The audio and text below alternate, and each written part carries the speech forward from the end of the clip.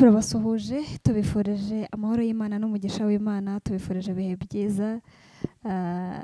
Uyu munsi tugira umugisha cyangwa se uhuriranye n'ibihe byiza, ariko reka mbe ndetse kubigarukaho, ahubwo mbanze nakire wowe ufunguye iyi video ukaba utarakoze subscribe kuri Give Hope TV, wowe wakoze subscribe kuri Maboss Official, tuguhaye ikaze.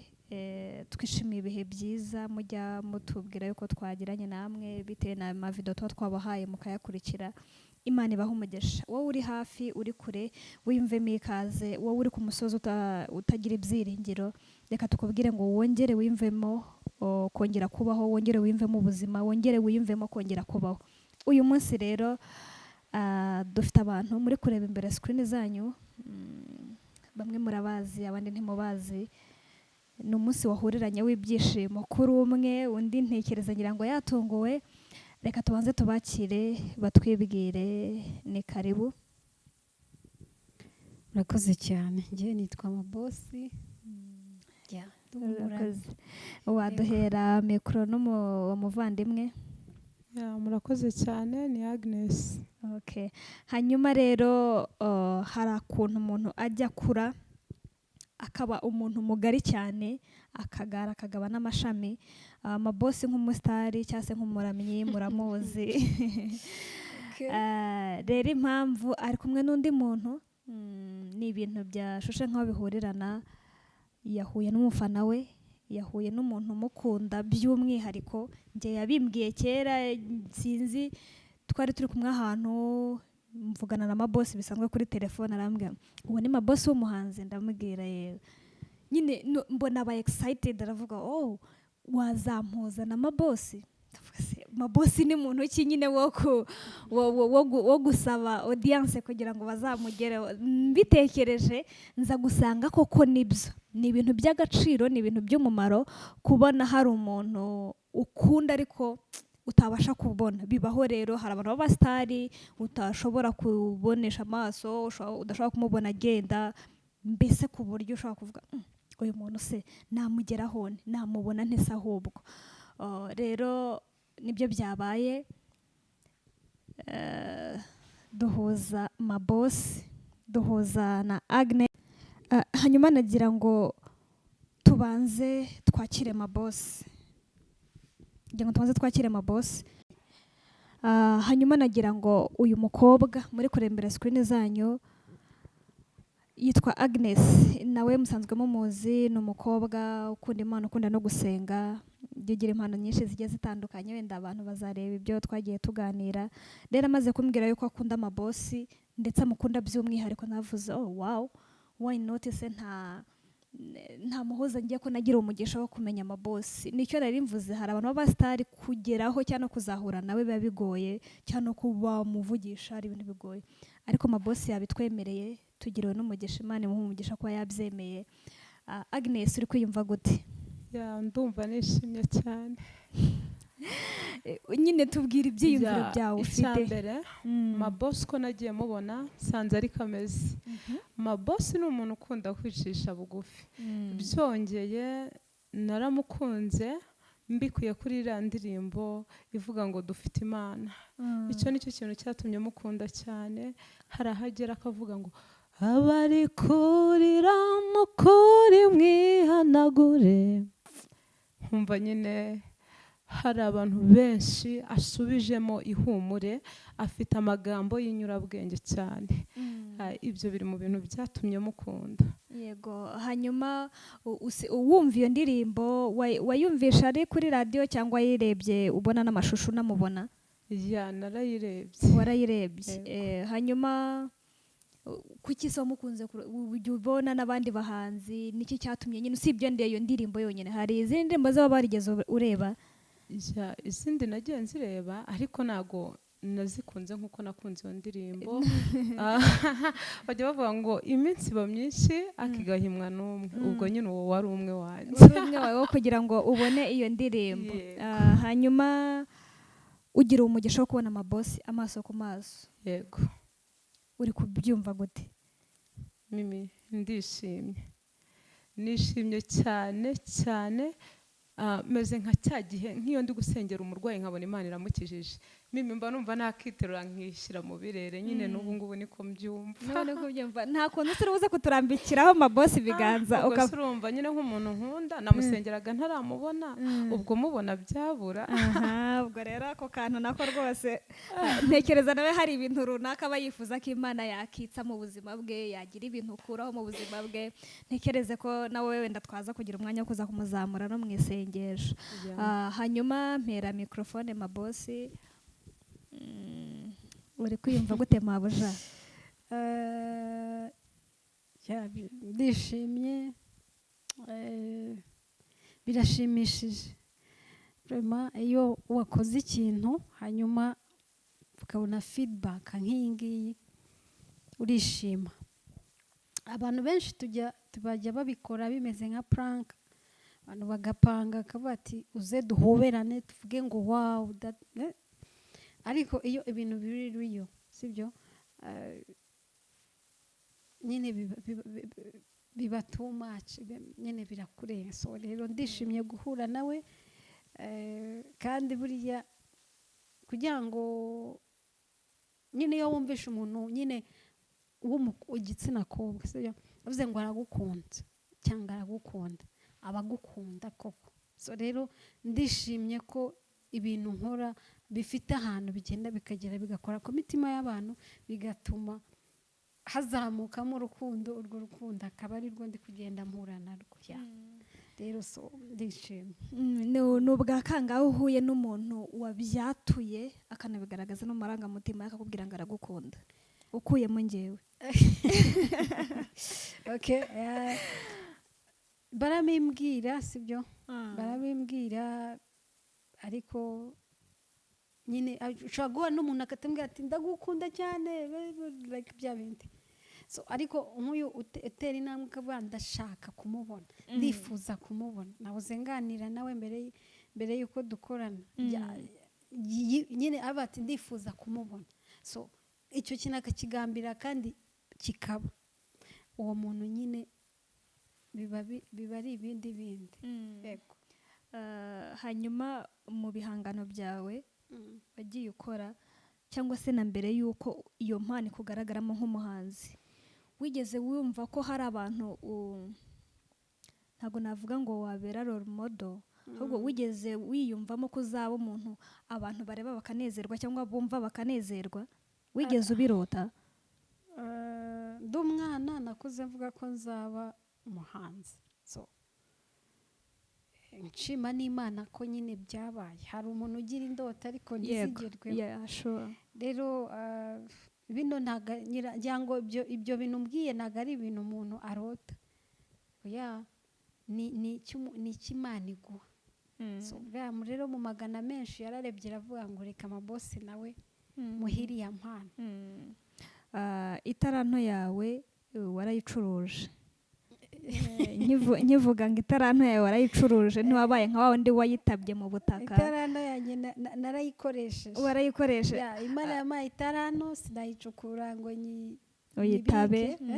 Rero narayikoresheje arizo igenda ibyara. Rero ndishimye. Impamvu mvuze ngo warayicuruje ni uko n'ubundi babandi ngo umuntu yaje agasigira itaranto umwe eshanu undi eshatu undi zingahe, barazicuruje. Gucuruza ngo zarungutse. Nawe rero ndumva mu kiganiro twigeze dukorana haciye iminsi, narakubaje nti Yesu yungukira hehe ku itaranto yawe yaguhaye? Ubwo bivuze ngo nkiri ku itaranto uraturirimbira kuri iyo ndirimbo ho gatoya, kuko n'ubundi turi kumwe n'umusaruro w'ibyavuye muri iyo taranto n'ubundi. Itaranto Mana wampaye ubu ninunze,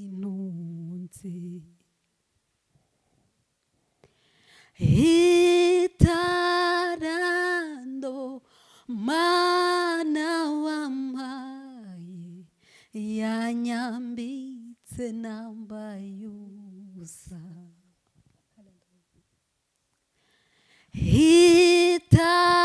Itaranto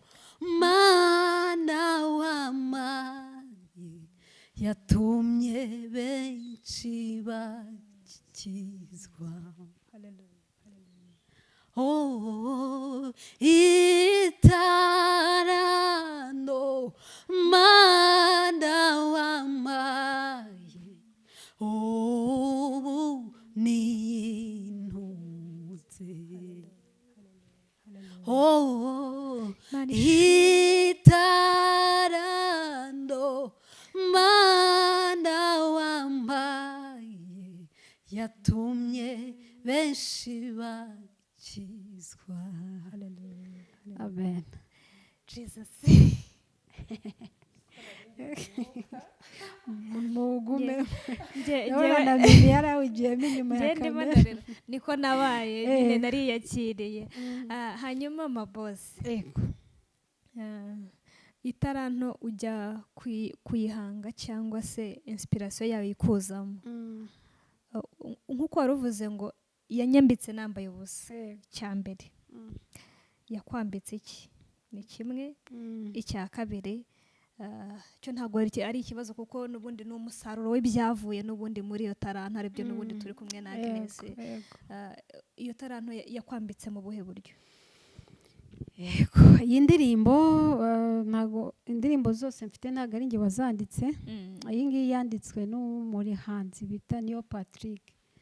So ni inshuti yanjye yambwiyeho kuri iyi ndirimbo, ayimbwira igihe kinini avuye ku recording, avuye gusa nk'uyikompoza muri studio. Ndayumva ariko sinabyitaho.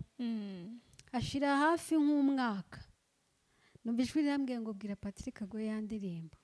Ndavuga wa mana urashukana, njye kubwira umuntu ngo ame ya ndirimbo, nanjye ndi umuhanzi. Okay.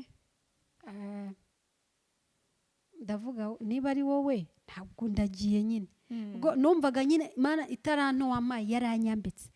Of course yanyambitse mu buryo bw'umubiri ndambaye, no mu buryo bw'umwuka ndambaye. Yego. Hanyuma irangaburira, irantunze. Sibyo? Ikora byinshi bitandukanye ku buzima bwanjye.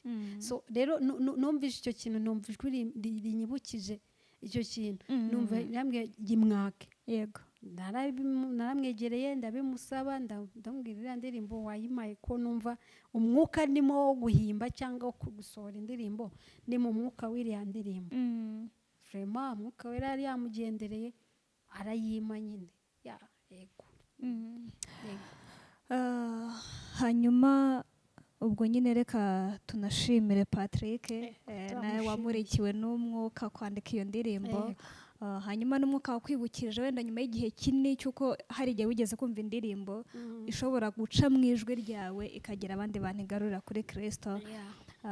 Nibyo umugisha. Hanyuma duhere mikoro Agnes agiye kutubwira umuntu akunda, umuntu yarebye akavuga ati ndumva ibyiyumviro byanjye biri kuri uyu mukobwa, kandi ni igihe kinini, ntabwo ari umukobwa mutoya, afite abandi bahanzi yabonye, afite abandi bahanzi yagiye yumva. Nk'umuntu wakunze waje ute, wamuzaniye iki? Kuko icya mbere nabikubwiye yuko mabosi yari bunsure, ndababwira yuko ari igihe wenda cyawe cyo kugira ngo ubonane nawe. Niki kintu wamuzaniye? Nk'umuntu nkunda burya nta kintu kirenze urukundo. Mfite n'inka nayimugabira ariko mu rwego rw'uko inka idahari, afate icyo namuzaniye n'umutima ukunze, kuko kizahamagara bya bindi bidahari. Ikintu umuhaye ni igihamagara bya bindi bidahari. Yego, kandi ucyakire mu kwizera, umve ko na bya bindi byose Imana igiye kubizana, bihereye kwa kariya, kugabirwa, gutunga, kwinjira mu rugo, bya bindi byose. Haleluya. Amina. Byumve, reka nkuzanire impano yawe. Ako kantu rero, akantu ko gukunda umuntu ntatange, ntago kagaragara neza. Even if ushobora guha umuntu akantu gato cyane, niyo yaba bombo y'icumi cyangwa sinzi niba zikibaho cyangwa y'ijana, nyine ni ikimenyetso cy'uko wamukunze ariko wamuhaye. Twebwe abakristo tunabyumva cyane, nyine Imana yaradukunze iduha umwana wayo. Yes, urukundo ntabwo ari amagambo. Gukunda egare gutanga. Aha, hanyuma Agnes uhisha iki? Mpisha ikintu gikomeye cyane, ariko ndumva nk'umuntu nkunda kugira ngo yakire iyi mpano namugeneye bivuye ku mutima, ayakire ndi kuririmbira ndirimbo ivuga mfite impamvu yo kuririmba, ndumva nuzuye amashimwe, nukuri Uwiteka yakoze umurimo, yatembesheje amazi meza mu mitima iguye umwuma, nukuri Uwiteka yakoze uyu murimo, nukuri umutima wanjye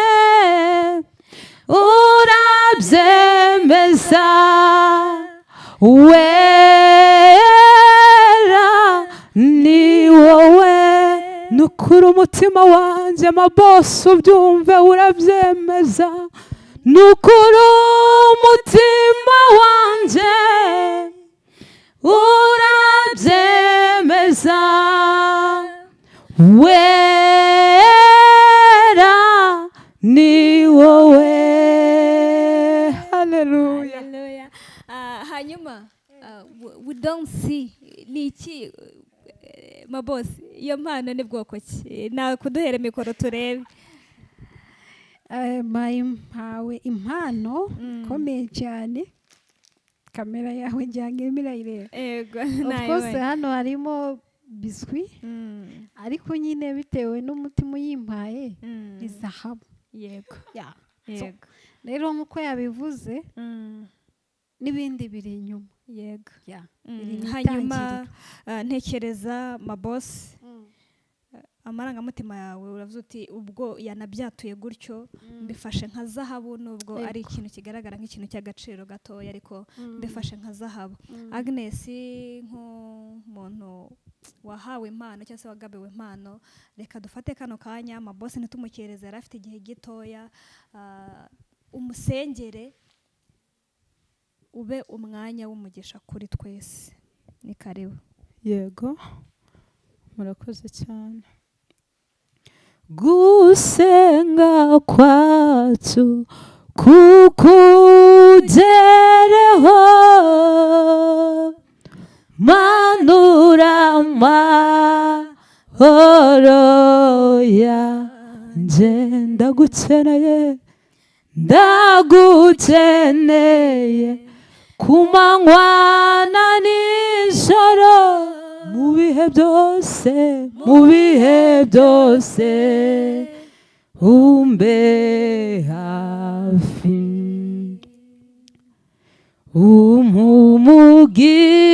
umugisha wawe, kukutanga nta mubabaro ubamo,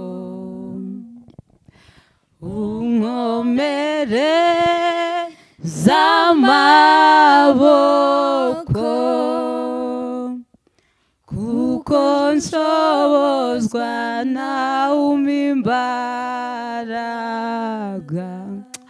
Oh, haleluya. Uri Imana nziza, Imana ifite ubutware ndetse n'ubushobozi. Uyu mugoroba tunejejwe n'urukundo wadukunze. Erega urukundo wadukunze nirwo rutuma tudashiraho. Urwo rukundo nirwo twisanzemo duhinduka bera.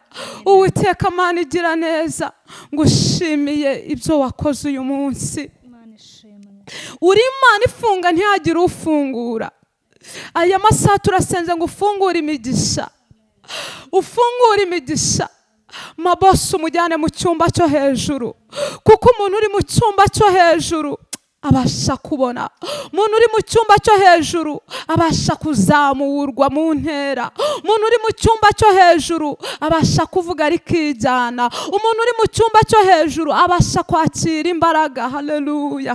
Ndakwinginze ngo mushireho ubudahangarwa bwawe, igikundiro n'igitinyiro cyawe bimubeho mu izina rya Yesu Kristo. Uwiteka we utanga byinshi, ntabwo twaguhata, ahubwo ibyo ushima ushaka ubimuhera ubuntu. Ndakwinginze Uwiteka Mana igira neza, ukomeze kumuhereza umugisha iburyo ndetse n'ibumoso, yiturutse mu majyaruguru ndetse no mu majyepfo. Ndakwinginze Mwami w'abami, uhaze kwifuza k'umutima we, unyemerera umwagurira imbago nk'uko wazaguriye Yabesi. Ntabwo twakubwira nk'abagutota amagambo, ahubwo ukomeze kumubera umuvugizi muri byose, kuko atari kumwe nawe ntacyo yakishoboza. Niyo mpamvu nkwinginze kugira ngo umubere inkomezi muri byose, dushinganishije ibye nabe mu izina rya Yesu Kristo, kandi umubere inkomezi none n'iteka ryose. Amen. Amen.